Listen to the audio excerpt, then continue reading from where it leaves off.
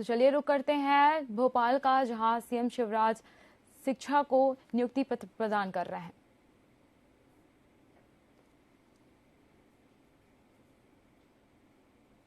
आप नव नियुक्त शिक्षक हैं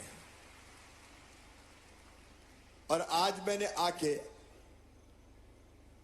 आप पे फूलों की वर्षा करके आपका स्वागत किया, आपका वंदन किया, आपका अभिनंदन किया। सब तक फूल नहीं पहुंचे होंगे, लेकिन भाव यही करना कि मैंने सबके ऊपर पुष्पों की वर्षा की है। और ये मैंने क्यों किया? इसके दो कारण हैं। एक, मैं आपको बहुत स्नेह करता हूं, बहुत प्यार करता हूं, क्योंकि आप मेरे भांजे भांजी हैं।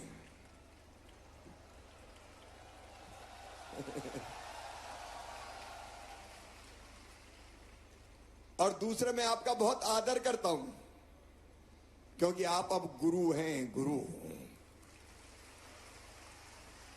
और गुरु वो जो गढ़ दे। गुरु का मतलब ही होता है अंधकार से प्रकाश की तरफ ले जाना। आप हमारे बच्चों को अंधकार से प्रकाश की ओर ले जाएंगे। गुरु कहते हैं वो कुम्हार है जो माटी के लौंदे से चाहे जैसी मूर्ति बना दे। बच्चे तो माटी के लौंदे होते हैं, जैसा हम गढ़ना चाहेंगे वैसा उनको गढ़ देंगे। एक बात मैं अंतरात्मा से कह रहा हूं, भाई मेरे और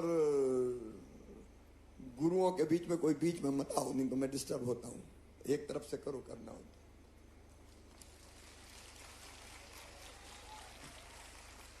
मैं हृदय से आपसे कह रहा हूं, अंतरात्मा से आपसे कह रहा हूं, मैं आपका बहुत आदर करता हूं, क्योंकि आप वो हैं जो आने वाली पीढ़ियों के भविष्य को बनाने वाले हैं। देखो, ये साधारण नौकरी नहीं है। अन्य नौकरियों में आप किसी को बनाते नहीं, आप अपना काम करते हैं। आप इंजीनियर हो तो आप पुल पुलिया बनाओगे, इंसान नहीं कर सकते। आप ऑफिस में वर्क कर रहे हैं बैठ के तो आप फाइल बनाओगे, लेकिन आप इंसान बनाने वाले हैं। ये ध्यान रखना, अंतरात्मा से सोचना। ये शिक्षा का अर्थ क्या है? आदिगुरु शंकराचार्य जी महाराज कहते थे, सा विद्या या विमुक्तये। शिक्षा वो है जो मुक्ति दिलाए। और मुक्ति का मतलब इस लोक में भी और परलोक में भी। इस लोक का मतलब है कि यहां रहने के लायक बना दे, ज्ञान, कौशल और नागरिकता के संस्कार दे दे। और कौशल ऐसा कि जिससे कम से कम रोटी और रोजगार भी, आजीविका भी वो चला ले। और फिर ऐसा भी हमें बना दे कि परलोक में भी मुक्ति मिले। उसको कहा आदि गुरु ने कि वो शिक्षा है। मेरी प्रेरणा स्वामी विवेकानंद रहे हैं आज भी। वो कहते थे, शिक्षा वो है जो मनुष्य को मनुष्य बना दे। मनुष्य को मनुष्य। और मनुष्य का मतलब है चरित्रवान, ईमानदार, शालीन, कर्मठ, देशभक्त। केवल अपने लिए नहीं, दूसरों के लिए भी सोचने वाला,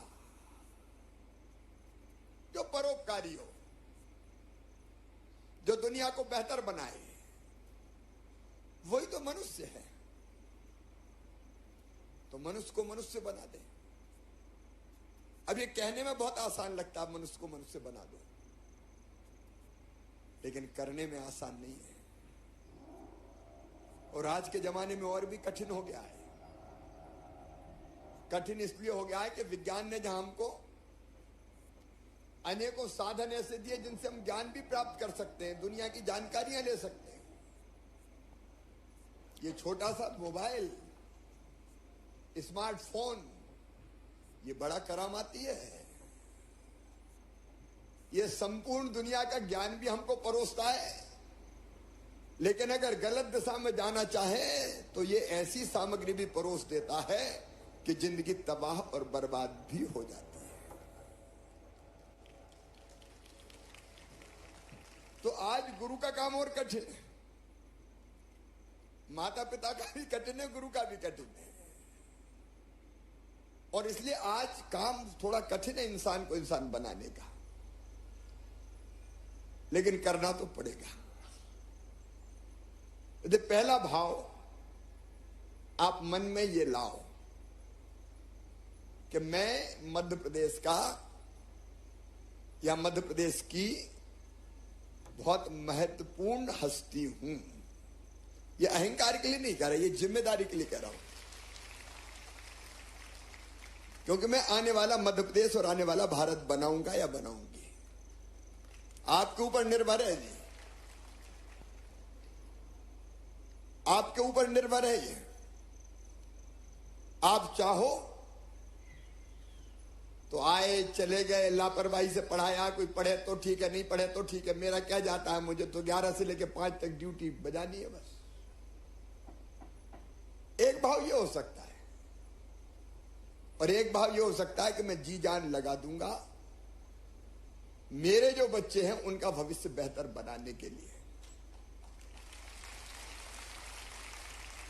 उनको ज्ञान का प्रकाश भी दूंगा या दूंगी, और उनको और बेहतर मनुष्य कैसे बने इसके संस्कार भी दूंगे। एक आपका काम है ज्ञान देना, पीढ़ियों से संचित ज्ञान, इतिहास का, भूगोल का, विज्ञान का, वो ट्रांसफर कर देना, बच्चों को पढ़ाते हैं जो संचित ज्ञान है वो। और दूसरा आपका काम है,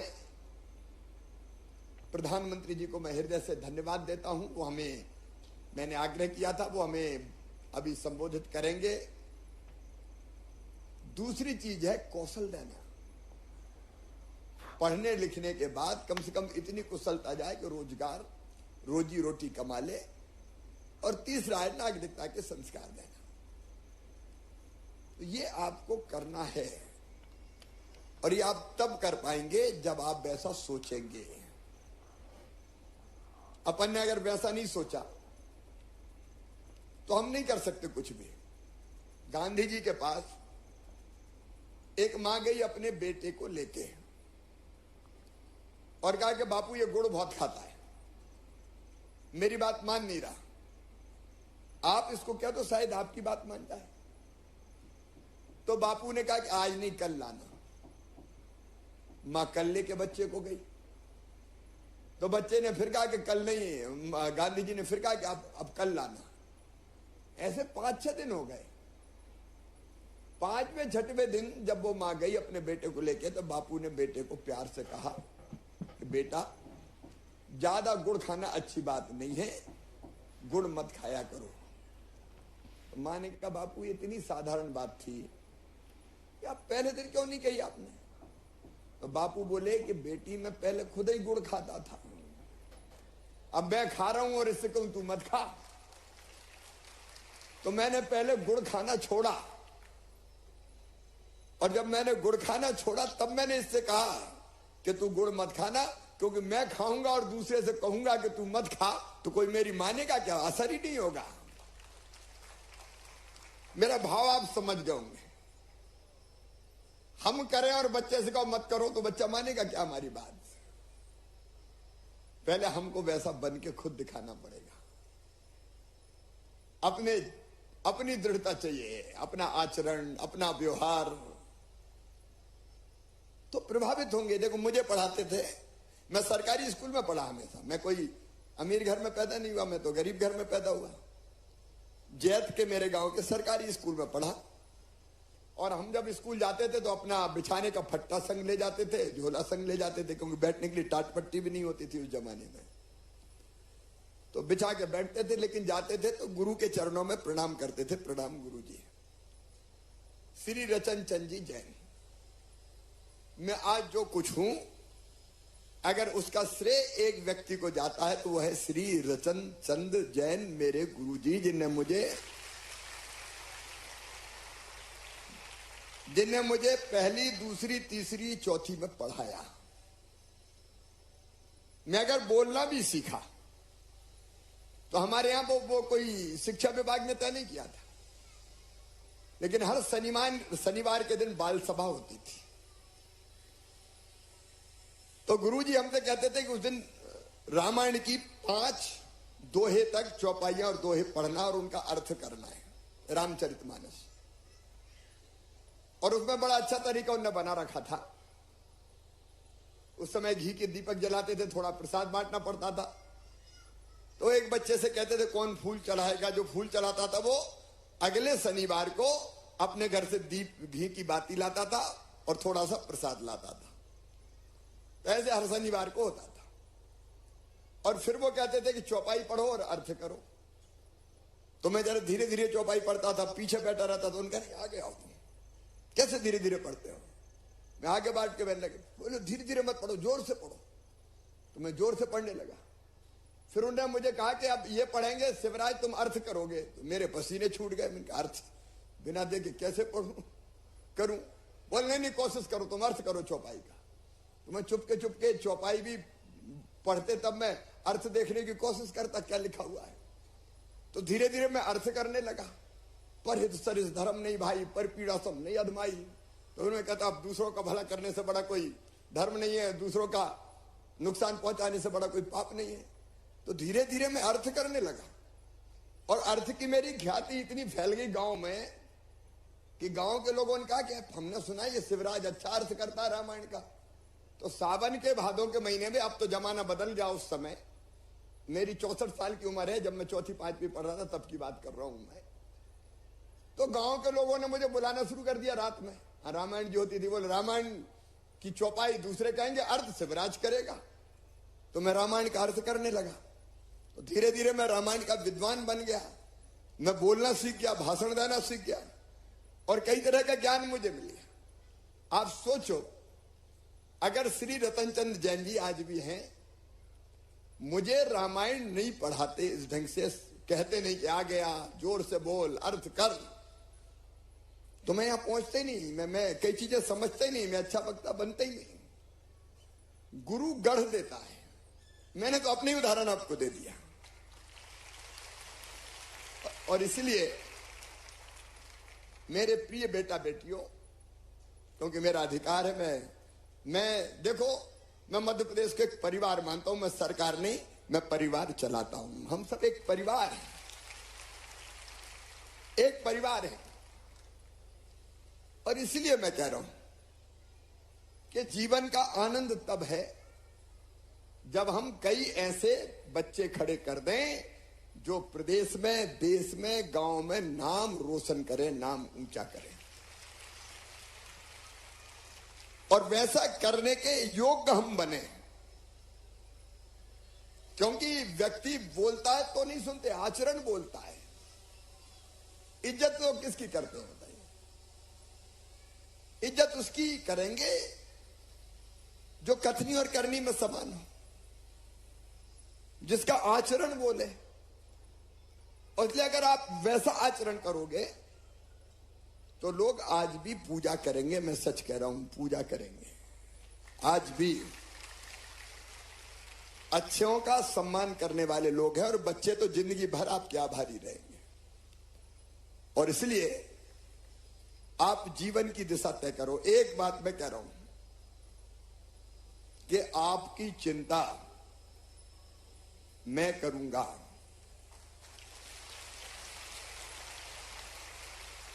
मेरी बात समझ गए होगे?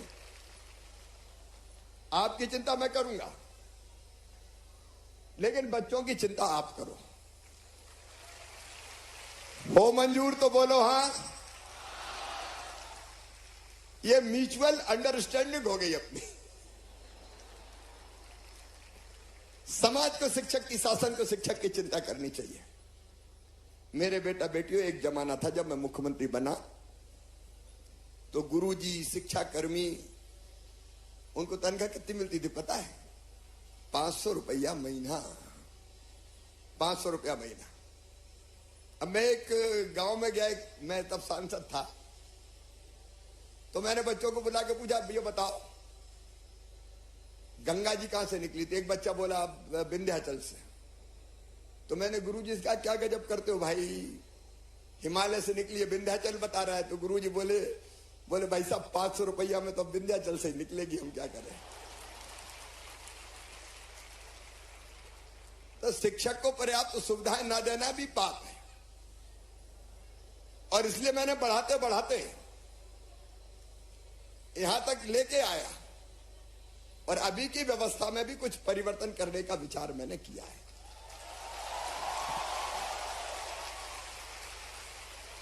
लेकिन आप बच्चों की चिंता करने योग अपने आप को बना ले। देखो, जब तक शिक्षक नहीं थे, मौज करो, मस्ती करो, सामान्य जिंदगी जियो। अब बच्चे आपको थोड़ा अलग देखना चाहेंगे, और तभी आप उनको गढ़ पाएंगे, और इसलिए उसके अनुकूल अपने जीवन को आप बनाओ। देखो, अब कई वर्षों तक आपको शिक्षक रहना है, गुरु रहना है।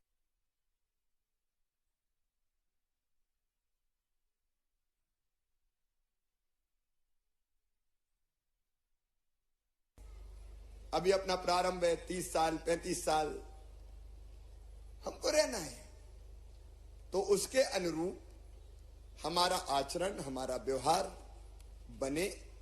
गीता के एक श्लोक है, वो मैं आज आपको सुनाना चाहता हूं। वो हर प्रोफेशन पे फिट होता है। अच्छा कार्यकर्ता कौन, सात्विक कार्यकर्ता कौन। तो गीता जी में कहा, भगवान श्री कृष्ण ने अर्जुन से मुक्त संगो, अनहमवादी, धृति उत्साह समन्विता, सिद्धि असिद्धियो निर्विकारा, कर्ता सात्विक उचिते। मुक्त संगो मतलब सब बच्चे हमारे लिए बराबर हैं। ऐसा नहीं कि अर्जुन है तो उसको तो अच्छे तीर चलाना सिखाएं और एकलव्य का अंगूठा कटवा दें। हमारे लिए सब बच्चे समान। कुछ अच्छा परफॉर्म करेंगे, कुछ को बेटर परफॉर्म के लिए हमको प्रेरित करना पड़ेगा। तो वो कोशिश हमको सब बच्चों को बराबर मानते हुए करने का प्रयास करना चाहिए। यह है मुक्त संगो, सब बच्चों को बराबर मानेंगे। अनहमवादी मतलब हम अहंकार से भरे ना रहें। धृति मतलब धैर्य चाहिए हमको। देखो, कोई बच्चा बहुत जल्दी समझ जाएगा, लेकिन कहीं ऐसे कि बार बार समझाना पड़ेगा तो गुस्सा आती है, ये तो बड़ा मट्ठर है, ये तो बुद्धू है। अब आजकल तो कम हो गया, नहीं पहले तो मां साहब कहते थे हाथ ऐसे कर और फुटा सा मारते थे। अब तो फुट खत्म हो गया, पहले वो फुटा भी ले जाना पड़ता था। हम लोग स्कूल जाते थे, कंपास ले जाते थे, एक फुटा ले जाते थे, फुट रहता था, और मां साहब कई बार उसी से हथेली कर मारते थे। लेकिन अब वो जमाना बदल गया, और वो तरीका ठीक भी नहीं। इसलिए प्रेम से समझाना और कोशिश करना कि वो समझ ले, उदाहरण देके, प्यार से, पुचकार के। तो मुझे लगता है कि वो धैर्य होगा तभी करेंगे, नहीं क्या कम मैं परेशान हो गया, कहां तक इसको समझाऊं, चल तू तो कभी सुधर ही नहीं सकता। तो मुझे लगता है धैर्य और एक उत्साह अंदर होना चाहिए। देखो, कोई भी बड़ा काम करने के लिए उत्साह। अब मैं सवेरे से लेके, अब यहां से मुझे जाना है अभी पिछौर से मुझे जाना है दतिया, वो कार्यक्रम करके लौट के आके फिर मुझे 3-4 मीटिंग और करनी है। मैं देर रात तक काम करूंगा सवेरे से लेके। तो ये इतना क्यों कर लेते हैं? इतना इसलिए कर पाते हैं कि एक तरफ रहती है, एक जुनून रहता है कि नहीं और करना है, और करना है। 9 करोड़ 9.5 करोड़ लोगों के लिए काम करना है, तो तू कैसे चैन से सो सकता है? बता, कैसे मौज मस्ती की जिंदगी जी सकता? नहीं जी सकता। तुझे हक नहीं है। ये अंदर से आवाज आती, और अंदर की आवाज प्रेरित करती, तू और कर, और बेटर कर, और अच्छा कर, और अच्छा कर। तो हम में भी ये उत्साह रहना चाहिए कि और बढ़िया कैसे, और बेटर कैसे। अब इनोवेशन कर सकते हो। प्राइवेट स्कूल में जैसे पालकों को बुलाते हैं, अब अपने स्कूलों में भी उनको बुला के भी कह सकते हो कि बच्चे को ये समझाएं, बच्चे को ये पढ़ाएं, बच्चा ये कर रहा है ठीक, बच्चा ये नहीं कर रहा ठीक। उसकी ट्रेनिंग भी आपको यहां होगी। मैं तो कुछ व्यवहारिक बात बता रहा था।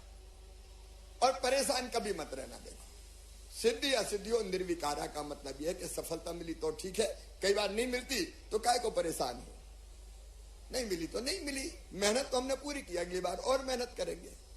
और एक मंत्र मैं दे रहा हूं, क्योंकि आप गुरु हो, हमेशा प्रसन्न रहना,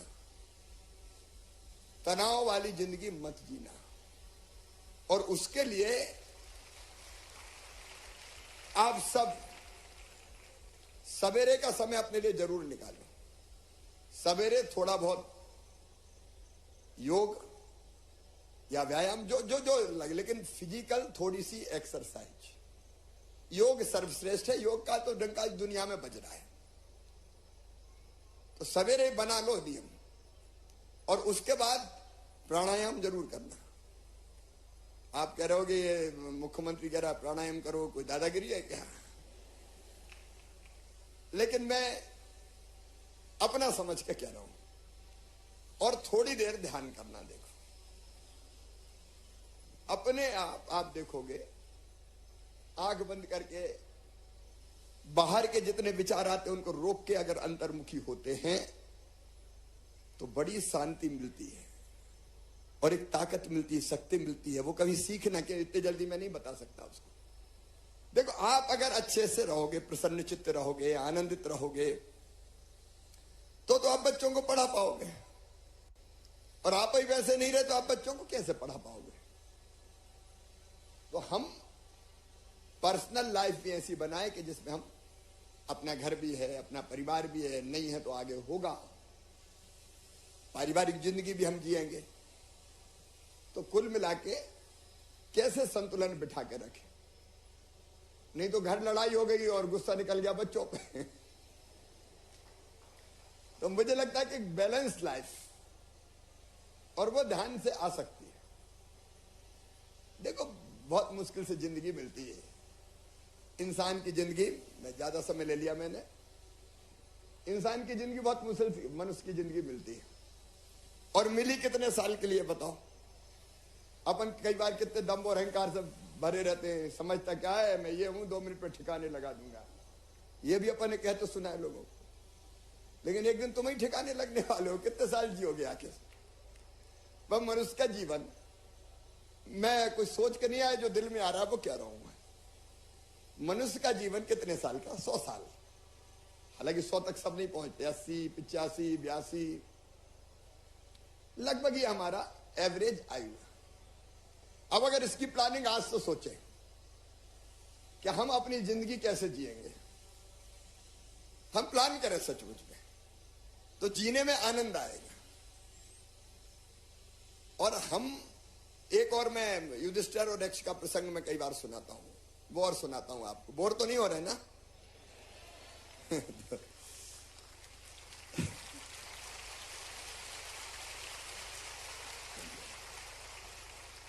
आपको महाभारत की कथा पता है कि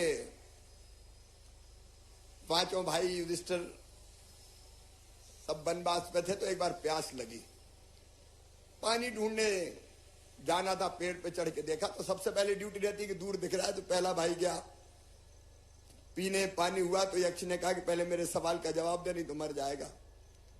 तो उसने नहीं मानी। नकुल, सहदेव, भीम, अर्जुन एक के बाद एक आए और बिना सवाल का जवाब दिए पानी पिया, तो वो मृतक मतलब मर गए, अगर सीधे शब्दों में कहें तो। फिर युधिष्ठिर आए। युधिष्ठिर ने जैसे ही पानी पिया, प्यास जोर से लगी थी, देखा तो वेदना हुई, लेकिन सोचा एक घूंट पानी पी लूं। तो फिर यक्ष ने कहा मेरे प्रश्न का उत्तर दो। कई प्रश्न यक्ष ने पूछा, आप पढ़ना कभी। वो युधिष्ठिर और यक्ष का संवाद आप कभी पढ़ना, बहुत मजा आता है पढ़ने। कई तरह के सवाल किए। उनमें एक सवाल ये था कि बताओ दुनिया में सबसे बड़ा आश्चर्य क्या है? तो युधिष्ठिर जी ने उत्तर दिया मनुष्य पैदा होता है, छोटा रहता है, बचपन में खेलता है, कूदता है, फिर स्कूल जाता है, पढ़ता है, लिखता है, बड़ा हो जाता है, शादी होती है, ब्याह होती है, गृहस्थ जीवन जीता है, उसके बच्चे होते हैं, उसके बाद बूढ़ा होता है, उसके बाद मर जाता है। तो हर एक को यह पता है कि मैं इस धरती पर आया हूं तो एक दिन मुझे मरना है, मृत्यु अंतिम सत्य है। लेकिन जीवन भर व्यवहार ऐसे करता है जैसे हमेशा इस दुनिया ही में उसको रहना है। यह सबसे बड़ा आश्चर्य है। अगर हमको यह ध्यान रहे कि दुनिया परमानेंट घर नहीं, धर्मशाला जैसी है, 100 साल के लिए आए, 80 साल के लिए आए, तो जितने साल के लिए आए कैसे बेहतर जिए, अपने घर के साथ, परिवार के साथ भी, अपने मित्रों के साथ भी, और अपने बच्चों के साथ भी जिनको हम पढ़ाने वाले हैं, तो जिंदगी आनंद से भर जाएगी, पढ़ाने में मजा आएगा। और नहीं, कई बार परेशान है, हैरान है, दुखी हूं, मुझसे ज्यादा दुनिया में कोई दुखी है ही नहीं, सबने मुझे धोखा ही धोखा दिया है।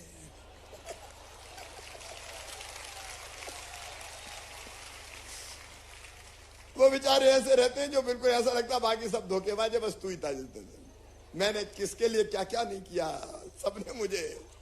तो अपन परेशानी बने रहते हैं। मस्त जियो, आनंद से जियो, एक बेहतर जिंदगी है। कैसे एक आदर्श जिंदगी जी सकते हैं, लोग आपकी पूजा करें। मैं सच कहता हूं, कई शिक्षक ऐसे जिनको पूजते हैं, भगवान मानते हैं, भगवान आपको वैसा बना हुआ। और प्रधानमंत्री नरेंद्र मोदी जी के नेतृत्व में वैभवशाली, गौरवशाली, संपन्न, समृद्ध भारत का निर्माण हो रहा है। इस भारत को और आगे बढ़ाना है।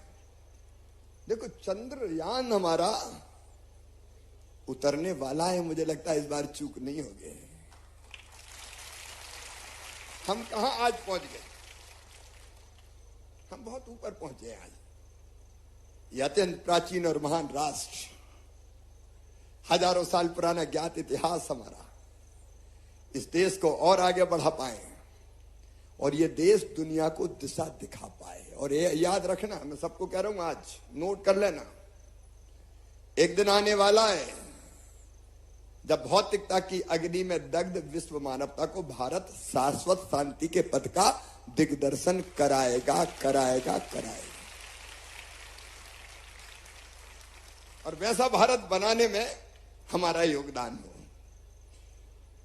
मेरी बहुत शुभकामनाएं भी, मेरा बहुत आशीर्वाद भी छोटे हो, और बीच बीच में मिलते रहेंगे और मैं आपकी चिंता करूंगा। बहुत बहुत धन्यवाद। बहुत बहुत आभार माननीय मुख्यमंत्री जी, आपके आत्मीय और प्रेरणादायक उद्बोधन के लिए। अब मैं सादर अनुरोध करूंगा माननीय मुख्यमंत्री जी से कि ये जो शिक्षक आज आए हैं, इनमें से चिन्हित 10 शिक्षक जो इनका प्रतिनिधित्व करेंगे, उनको नियुक्ति बधाई पत्र प्रदान करने के लिए। हाँ, सबसे पहले श्री नीतीश दुधारे जी आएंगे। ये शासकीय प्राथमिक शाला गोली ढाना, हरदा जिले से हैं। श्री नीतीश दुधारे।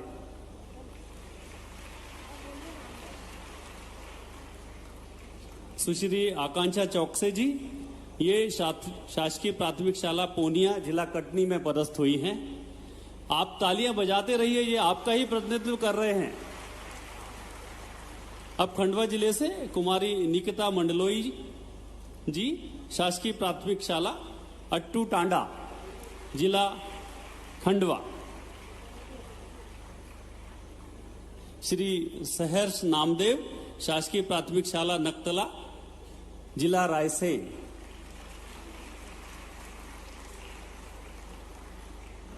सुश्री सानू सोनी जी, शासकीय प्राथमिक शाला जालंधर, जिला सागर से।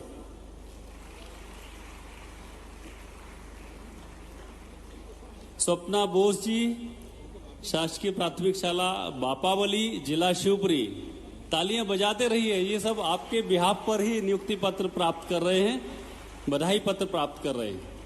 विभा तिवारी जी, शासकीय प्राथमिक शाला अहमदपुर पठार, जिला विदिशा।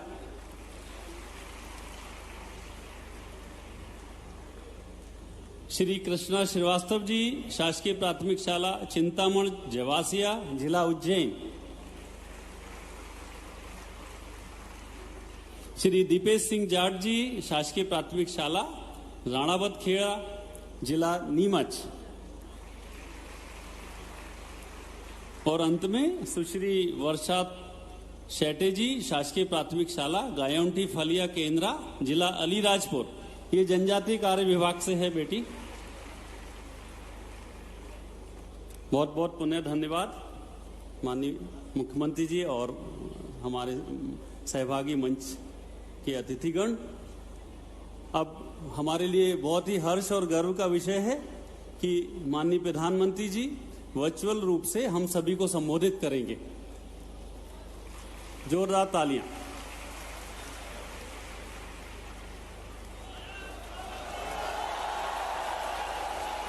नमस्कार।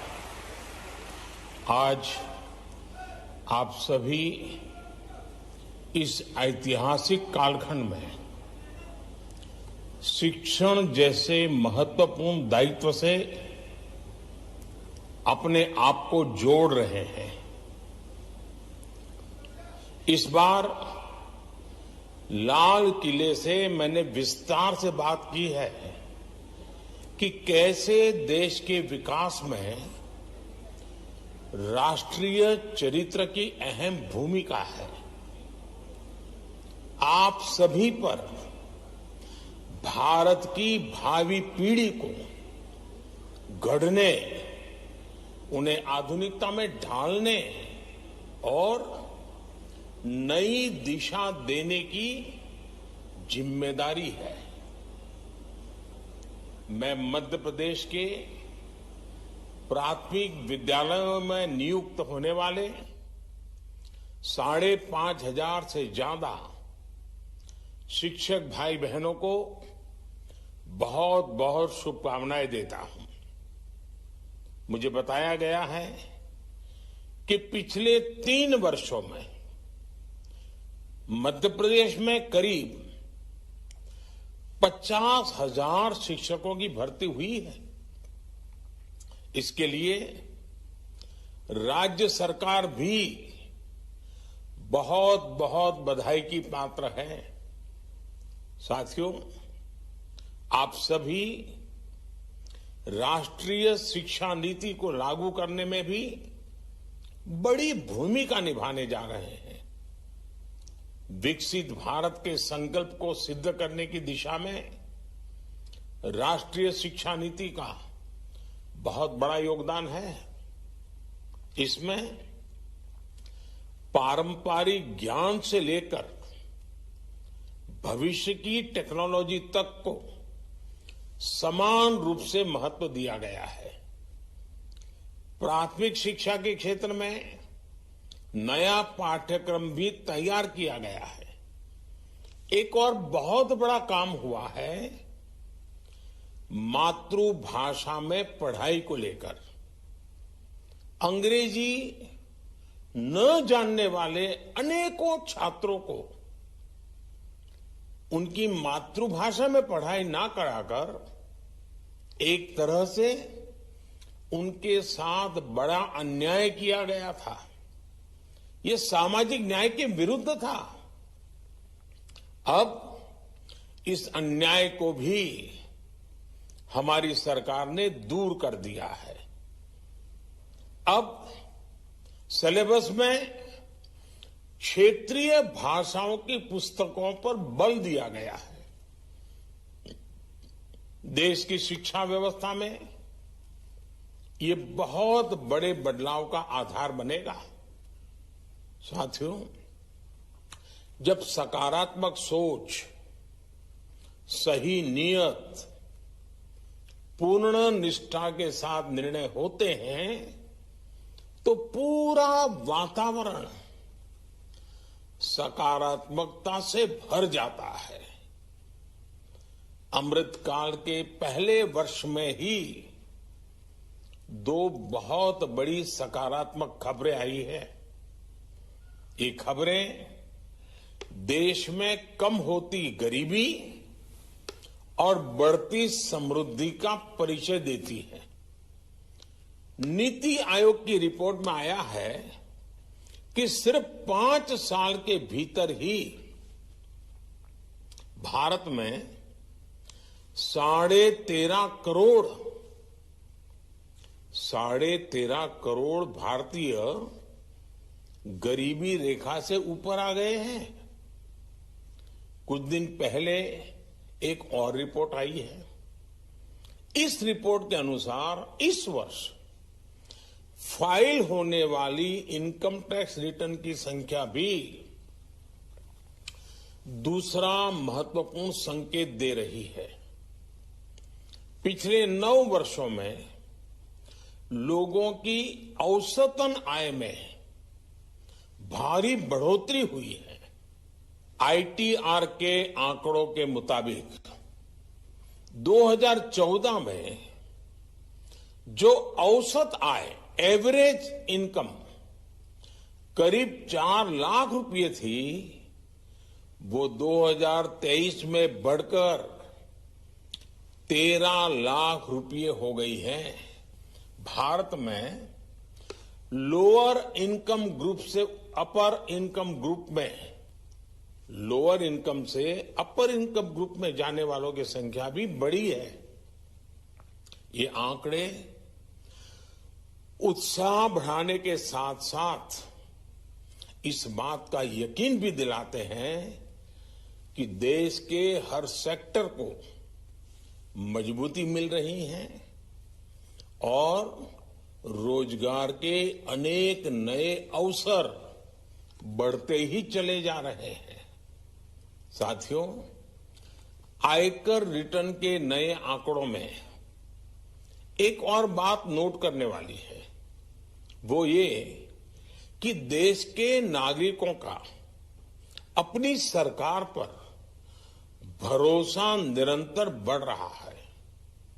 इस वजह से देश के नागरिक ईमानदारी से अपना टैक्स देने के लिए आगे आ रहे हैं, बड़ी संख्या में आगे आ रहे हैं। वो जानते हैं कि उसके टैक्स की पाई देश के विकास में खर्च की जा रही है। उन्हें साफ दिख रहा है कि 2014 से पहले जो अर्थव्यवस्था दुनिया में 10वें नंबर पर थी, वो आज 5वें नंबर पर पहुंच गई है। देश का नागरिक वो दिन भूल नहीं सकता जब 2014 से पहले घोटालों और भ्रष्टाचार का दौर था। गरीब का हक उस तक पहुंचने से पहले ही लूट लिया जाता था। आज गरीब के हक का पूरा पैसा सीधे उसके खाते में पहुंच रहा है। साथियों, सिस्टम से लीकेज रुकने का एक परिणाम ये भी हुआ है कि सरकार गरीब कल्याण पर पहले से कहीं ज्यादा खर्च कर पा रही है। इतने बड़े पैमाने पर हुए इन्वेस्टमेंट ने भी देश के कोने कोने में रोजगार का निर्माण किया है। जैसे एक उदाहरण कॉमन सर्विस सेंटर का है। 2014 के बाद से देश के गांवों में 5 लाख नए कॉमन सर्विस सेंटर बने। प्रत्येक कॉमन सर्विस सेंटर आज कई कई लोगों को रोजगार दे रहा है। यानी गांव गरीब का कल्याण भी हुआ और रोजगार के मौके भी बने। साथियों, आज देश में शिक्षा, कौशल विकास और रोजगार, इन तीनों ही स्तरों पर दूरगामी नीति और निर्णय के साथ अनेक विध इनिशिएटिव लिए जा रहे हैं अनेकविध काम हो रहे हैं। इस 15 अगस्त को मैंने लाल किले से पीएम विश्वकर्मा योजना की भी घोषणा की थी। ये योजना भी इसी विजन का प्रतिबिंब है।